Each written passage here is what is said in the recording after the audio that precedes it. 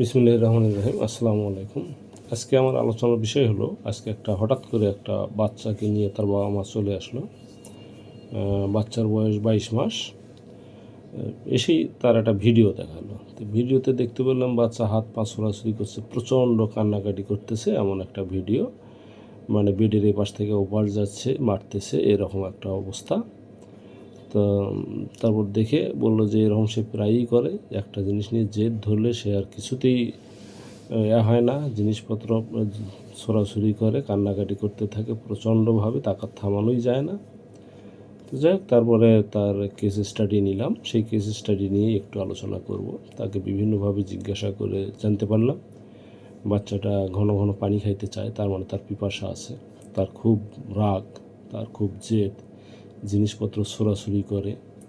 তারপর শিশু, সেই সঙ্গে তার পায়খানাটা পাতল হয় এবং দুর্গন্ধযুক্ত পায়খানা হয়। এই লক্ষণগুলোর উপরে অ্যানালাইসিস করে আমি একক ওষুধ নির্বাচন করেছি। সেটা হলো ক্যালকেরিয়া কার্ভ দিয়েছি। তো এখন দেখা যাক চিকিৎসায় রেজাল্ট কী আসে। আল্লাহ হাফেজ।